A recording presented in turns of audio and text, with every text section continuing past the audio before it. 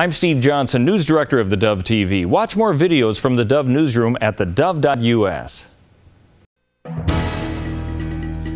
Good morning, I'm Steve Johnson with a reminder to get our app on your smartphone or tablet, and you can also watch the Dove on our website or on our Roku channel. In the news today, President Obama will travel to Oregon this week to visit privately with families of the victims of last week's shooting at a community college.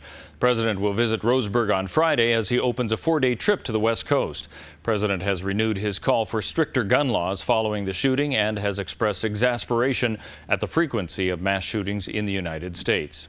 Well, the shootings at Umpqua Community College in Roseburg last week has begun a discussion of steps that can be taken to avoid being a victim during such a rampage.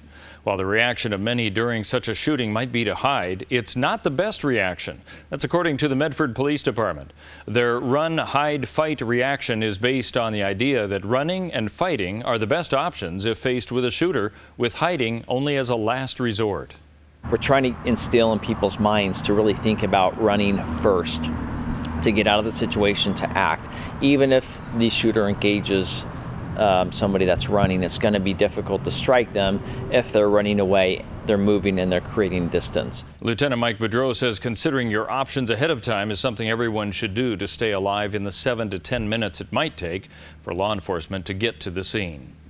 3 Coast Guard cutters, 2 C-130 aircraft, helicopters, commercial tugboats, and a U.S. Navy plane have searched across a wide expanse of ocean for more than 30 people missing from a U.S. cargo ship. The Faro sank in high winds and heavy seas near Crooked Island in the Bahamas.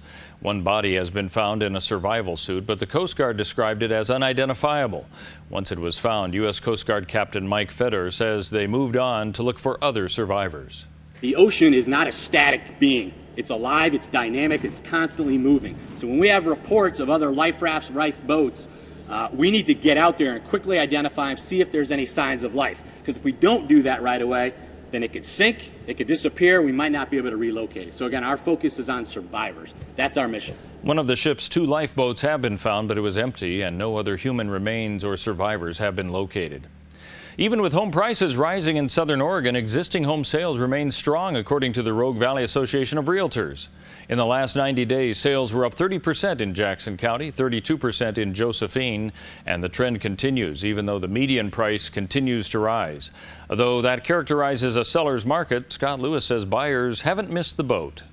Right now, I think interest rates are phenomenal, honestly, and although the prices have gone up a little bit, I think it is, obviously I have a vested interest in this, but realistically I think it is still a great time for buyers. I don't think they've missed out.